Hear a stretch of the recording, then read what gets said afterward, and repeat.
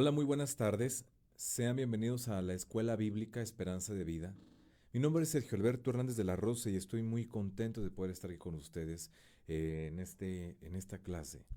Esta es nuestra última clase de la materia de atributos de Dios y el día de hoy vamos a estar terminando esta materia. Y el día de mañana, primeramente Dios, vamos a comenzar una nueva clase. Una nueva clase. Bueno, en esta parte, en esta parte de la clase, vamos a hacer una pequeña lectura del capítulo 6 de Isaías y vamos a estar explicando algunas cosas que son sumamente interesantes.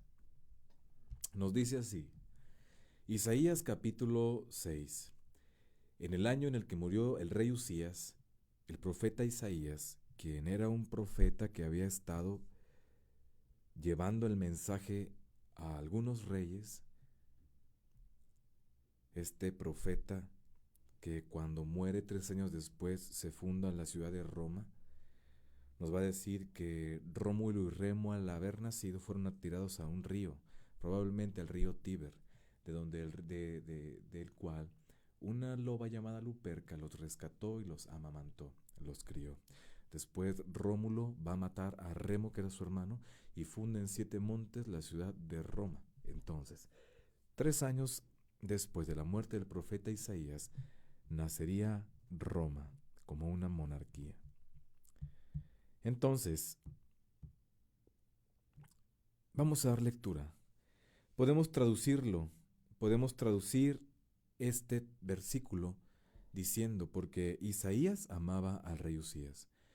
Diría así la Biblia, en el año que murió, lo que yo más amaba, en este caso Isaías amaba al rey Usías más que a nada, pero lo leemos de nuevo ahora sí con este poco entendimiento. En el año que murió el rey Usías, vi yo al Señor sentado sobre un trono alto y sublime, y sus faldas llenaban el templo. Por encima de él había serafines, cada uno tenía 6 alas, con 2 cubrían sus rostros, con 2 cubrían sus pies, y con 2 volaban. Y el uno al otro daban voces diciendo, Santo, Santo, Santo es el Señor de los ejércitos, toda la tierra está llena de su gloria. Y los quiciales de las puertas se estremecieron con la voz del que clamaba, y la casa se llenó de humo. Entonces dije, ay de mí que soy muerto, porque siendo hombre inmundo de labios y habitando en medio de pueblo que tiene labios inmundos, han visto mis ojos al Rey, Jehová de los ejércitos. Y voló hacia mí uno de los serafines, teniendo en su mano un carbón encendido, tomado del altar con unas tenazas. Y tocando con él sobre mi boca, dijo, He aquí, que éste tocó tus labios, y es quitada tu culpa y limpio tu pecado. Después oí la voz del Señor que decía, ¿a quién enviaré y quién irá por nosotros? Entonces respondí yo, heme aquí, envíame a mí. Y me dijo, anda y di a este pueblo, oíd bien y no entendáis, ved por cierto, mas no comprendáis. Engruesa el corazón de este pueblo, y agrava sus oídos y ciega sus ojos, para que no vea con sus ojos ni oiga con sus oídos, ni su corazón entienda ni se convierta, y haya para él sanidad. Y yo dije, ¿hasta cuándo, Señor? Respondió él, hasta que las ciudades estén asoladas y sin morador, y no haya hombre en las casas, y la tierra esté hecha un desierto. Seguimos con nuestro atributo, nuestra clase de los atributos de Dios, perdón. Los atributos, como veníamos mencionando clases atrás, son las características que podemos afirmar como verdades acerca de Dios. Repetimos lo que Dios mismo ha dicho en relación con su ser, pues todo nuestro conocimiento de Dios viene de Él mismo en su revelación especial y en su revelación general. Y para estas clases que traten de la naturaleza de Dios, dependemos por completo de la revelación especial que es la palabra de Dios, de la Biblia, y de ella aprendemos las verdades que afirmamos como atributos de Dios. Entonces, la santidad de Dios. La santidad. La santidad de Dios. Les recomiendo el libro del Dr. R.C. Sproul. Bueno, la santidad de Dios o la santidad se ha explicado desde dos puntos de vista. Por un lado, por naturaleza. Es separado de la manera absoluta de todo mal, corrupción y del pecado. Y por el otro lado, Él es completamente puro, santo y bueno. Entonces, el atributo que ahora consideramos ha sido expuesto no solamente como una esencia básica de Dios, sino también como el carácter fundamental de la religión. La raíz de la palabra en hebreo y en griego indica una separación, una distinción radical. ¿De qué? De la palabra santidad. Entonces, sin lugar a dudas, este atributo de Dios es prominente en la adoración, porque cantamos Santo, Santo, Santo a Dios como una descripción de Dios al que adoramos. Y una parte importante de nuestra reverencia en el culto, en el servicio y en la adoración es el concepto que tengamos de la santidad de Dios. Porque cuando hablamos de la santidad de Dios nos damos cuenta de nuestra lucha con la fragilidad del lenguaje humano para describir adecuadamente este concepto. Sin embargo, la idea de la santidad de Dios, de que es radicalmente distinto de sus criaturas, es uno de los conceptos más repetidos en la Biblia. Por ejemplo, en el Antiguo Testamento abunda el uso de la palabra y el concepto de la santidad, y el Nuevo cita frecuentemente los textos del Antiguo Testamento. En Primera de Pedro, capítulo 1, versículo 15 y 16, en Apocalipsis 4, 8 también con referencia a la santidad de Dios, y también los salmos exaltan la santidad de Dios. Entonces, la santidad de Dios nos dice que Él es exaltado sobre todas sus criaturas, que es absolutamente distinto a ellas y que no se confunde con su creación. Entonces, la idea de santidad de Dios es contraria a todo concepto de panteísmo. Es más, la idea esencial de la santidad de Dios es su excelencia moral, es la infinita distancia entre Él y toda la impureza, pecado, mentira o contaminación. Entonces, la santidad exalta su trascendencia y su pureza, la santidad es su perfección moral. Entonces nosotros pensamos en conceptos tales como honestidad, honradez, integridad, confiabilidad, pureza, virtud, dignidad, pulcritud, probidad y otros más. Y otros más. Todo esto y más es lo que afirmamos cuando hablamos de la santidad de Dios. Entonces, la manifestación de la santidad de Dios está en la ley moral, pero también en la ley ceremonial nos la enseña. ¿Por qué? Porque nos damos cuenta de la necesidad de las purificaciones de los sacerdotes del Antiguo Testamento, la exigencia de un detallado cumplimiento ritual y la distancia que tenía que mantener el pueblo y el lugar santo, o del lugar santo y el lugar santísimo. Eran medios didácticos para impresionar al pueblo acerca de la santidad de Dios. No podían entrar tan fácilmente.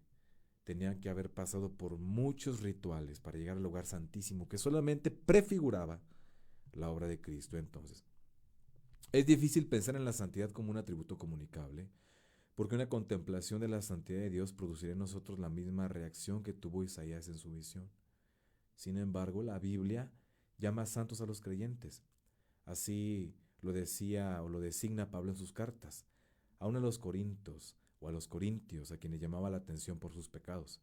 Además, en los dos testamentos la santidad se expone como una obligación moral del creyente, porque tenemos que ser santos como nuestro Dios es santo. Entonces, el creyente es santo porque es separado para Dios. La separación tiene siempre dos direcciones, de y para. ¿Cómo es esto? Del mundo y para Dios. Porque tal como Dios es claramente separado de todo lo que no es Dios, Él es trascendente a diferencia de sus criaturas, está por encima del orden creado. Dios es santo en sí mismo. Las criaturas son santificadas, son hechas santas por ser separadas para Dios por Dios mismo. Por y para. ¿Por quién? Por Dios y para Dios. Porque los esenios, en este punto quiero hacer un, un comentario muy interesante.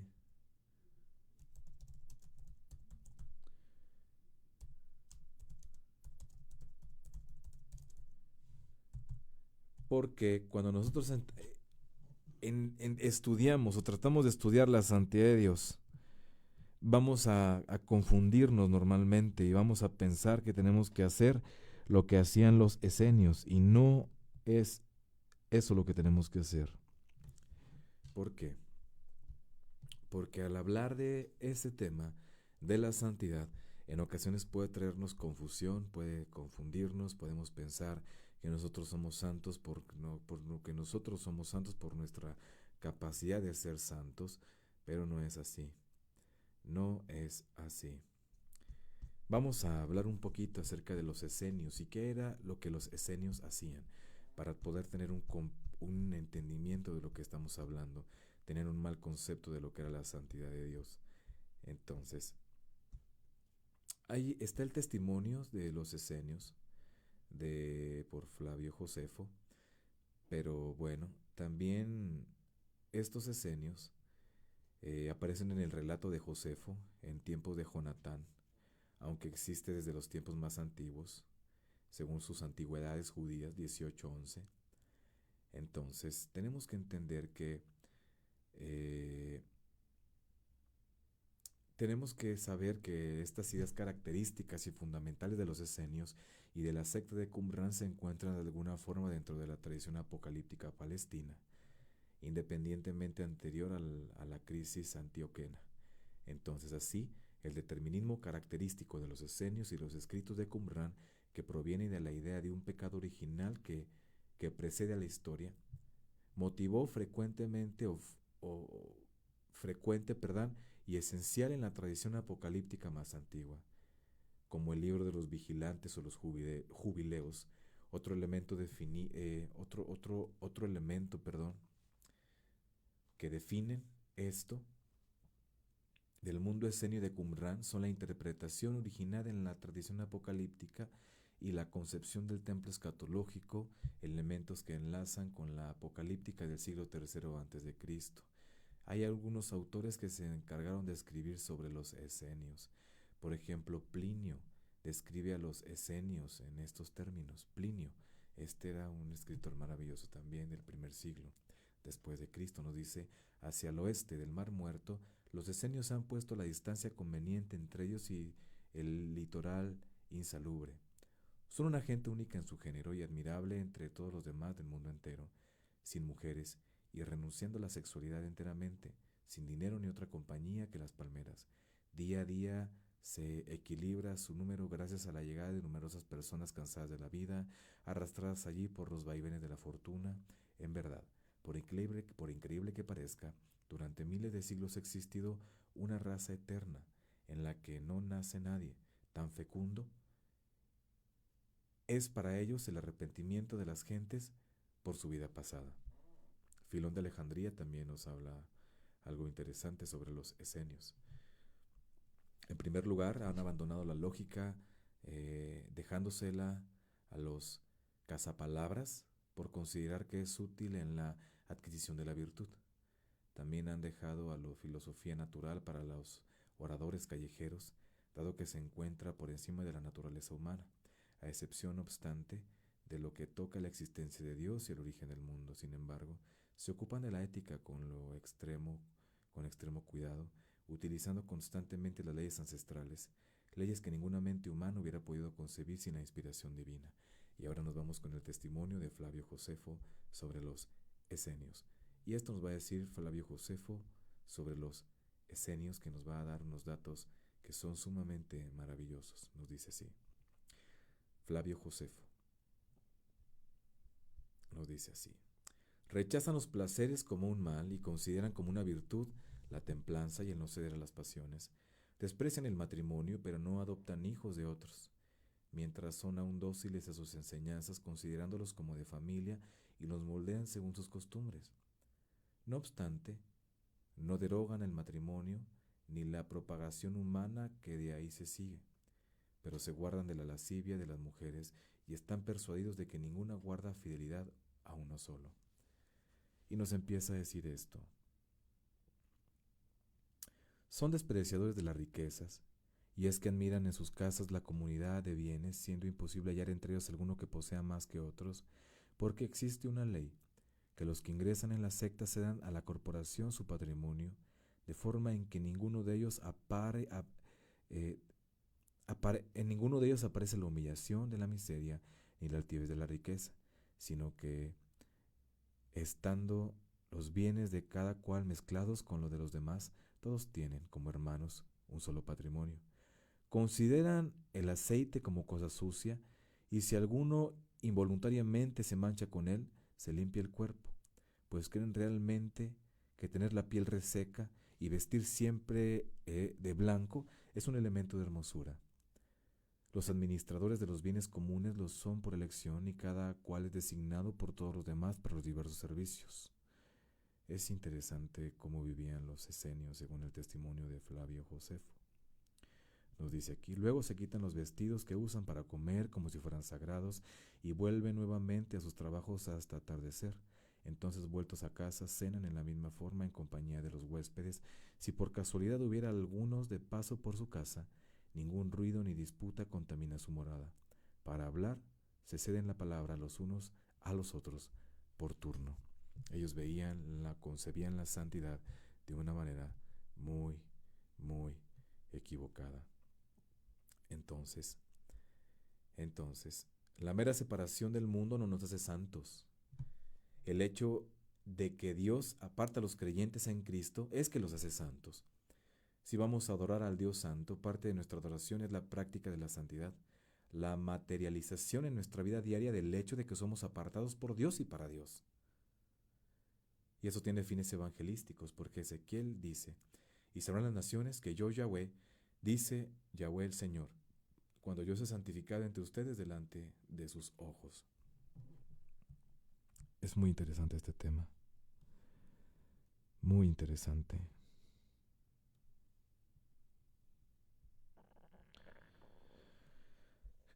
Ahora veamos el conocimiento de Dios, ya para ir dando fin a esta clase.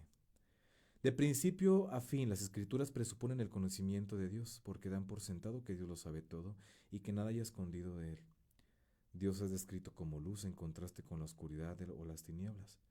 Y en el lenguaje de la época, la oscuridad implica no saber, confusión, ignorancia, falta de visión.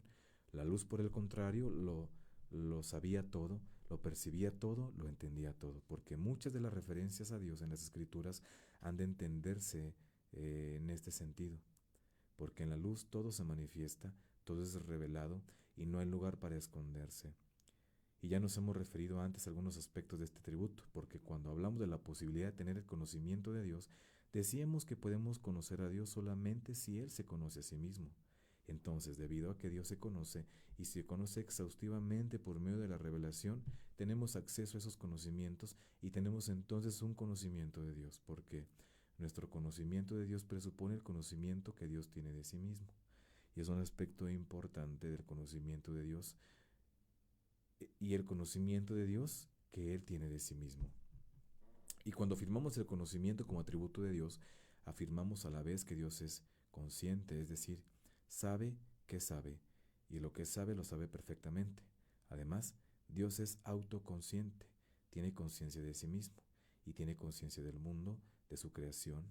También sabe distinguir perfectamente entre la luna y otra, y esto distingue al cristianismo de todo panteísmo, pues en el panteísmo Dios se identifica con el mundo y es la conciencia del universo. Entonces el conocimiento de Dios es comprensivo, no existe nada más allá de la omnisciencia de Dios. El concepto de omnisciencia no es otra cosa que la calificación del conocimiento con el atributo incomunicable de la infinitud. Entonces el conocimiento de Dios no tiene límites. En cuanto a este atributo, Dios es omnisciente. El conocimiento de Dios es no solo comprensivo, sino también intuitivo e inmediato. No se deriva de observación y estudio, es más bien su posesión inherente. El conocimiento de Dios no es el resultado de una serie de silogismos, no depende de un proceso de razonamientos, es inmediato y unificado. Y cuando afirmamos que el conocimiento de Dios es inmediato, queremos decir que su conocimiento no está mediado por otro, por instrumentos. Dios no depende de ningún medio alguno de procesos ni de procesos de investigación, porque su aceidad, su autoexistencia se aplica a su conocimiento, y Él es totalmente independiente de nada exterior para conocer. Entonces, en cambio, el conocimiento nuestro es a posteriori, o sea, presupone la existencia del objeto conocido antes de que podamos conocerlo, porque nuestro conocimiento viene siempre después. Y con Dios es totalmente lo contrario, porque Él conoce las cosas antes de que existan y todos los acontecimientos antes de que acontezcan, porque para nosotros el mundo no puede ser conocido a menos que exista, y para Dios las cosas no pueden existir a menos que sean conocidas. Entonces, Dios es el fundamento de toda la existencia, fundamento que está en Él mismo, y su conciencia y conocimiento no pueden depender de algo fuera de Él, ni ser independientes de Él. Y para nosotros estar conscientes de algo implica la existencia de ese algo. Para Dios ese algo implica la previa conciencia de Dios. Y el conocimiento de Dios no se deriva del universo de las cosas creadas, más bien ese universo se deriva del conocimiento de Dios.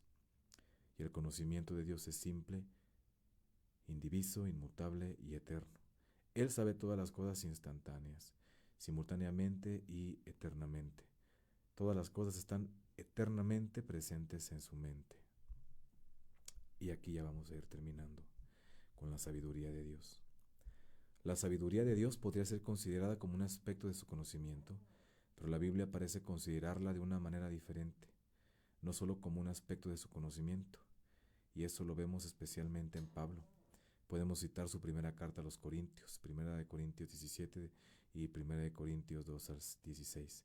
Ahí el apóstol compara la sabiduría de Dios con la de los hombres, y no podemos sustituir la palabra sabiduría por conocimiento, porque aunque la palabra sabiduría no excluye la idea de un conocimiento, no es lo mismo. Y eso se puede notar en la experiencia humana, porque una persona puede ser escasa de conocimiento y sin embargo ser sabia. Otra puede tener mucho conocimiento y no serlo. Los dos conceptos no están en conflicto, sino que una persona puede tener muchos conocimientos y ser exquisitamente sabia, y a la inversa, y a la otra le pueden faltar ambas cualidades. Entonces, algunos de los pensadores hablan de la inteligencia de Dios y consideran la sabiduría como una especie de inteligencia. Y esta es quizá una manera práctica de enfocar la cuestión, porque la sabiduría de Dios será entonces aquella inteligencia de Dios mediante la cual Él determina todas las cosas y las conduce hacia sí. Y la sabiduría de Dios se ve especialmente en la creación, la providencia y la redención, porque la meditación sobre estas tres actividades de Dios revelará como ninguna otra cosa su sabiduría, porque el salmista canta la sabiduría de Dios cuando considera sus obras. Y la Biblia habla mucho de la sabiduría de Dios, y la contemplación de sus obras realmente nos impresiona. ¿Por qué? Porque la manera en que la creación manifiesta la sabiduría de Dios no cesa de maravillarnos, porque vemos cómo todas las partes están interrelacionadas, y la contemplación de tal fenómeno nos da sabiduría a nosotros también. Telescopios y microscopios nos ayudan a apreciar la sabiduría de Dios, y el Salmo 19.3 hace referencia a un hecho de que nosotros podemos apreciar aún con más profundidad gracias a los muchos instrumentos con que contamos para contemplar la creación. De hecho, en el Salmo 139, 13 al 18, el autor está muy impresionado por la sabiduría de Dios, aún sin mencionar la palabra. La providencia de Dios, su dirección y mantenimiento de la creación, es otra manifestación de su sabiduría, porque todas las cosas están dirigidas hacia un fin, y ese fin está ya determinado por la sabiduría de Dios. Y el consuelo que nos da Romanos 8:28, de a los que aman a Dios, todas las cosas les ayudan a bien, descansa, como les dije, en la sabiduría de Dios. Porque ¿cómo podrían todas las cosas ayudar a bien para el creyente si detrás de todo no estuviera la sabiduría de Dios? La redención es el otro gran acto de Dios, porque la misma muestra no solamente su amor, su justicia, su misericordia, etcétera, etcétera, sino también, y de una manera especial, la sabiduría de Dios. Uno de los conceptos básicos para entender nuestra salvación es el que Pablo expone en Gálatas al decir que Dios le efectúa en cumplimiento del tiempo. Gálatas 4:4. Y la idea de cumplimiento del tiempo es profundamente teológica, pero a la vez sencilla, y muestra la sabiduría de Dios, porque contemplar cómo Dios llevó a cabo nuestra salvación nos hace considerar con reverencia la sabiduría de Dios.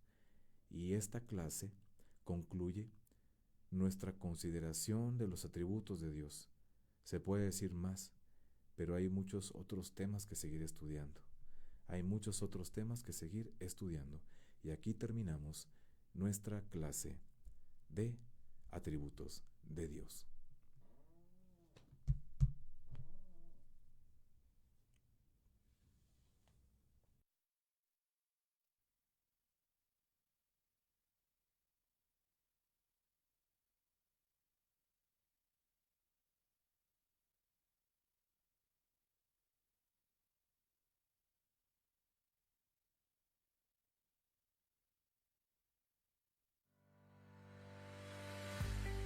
Descarga nuestra app Búscanos en la App Store y Play Store como Neuma Multimedia.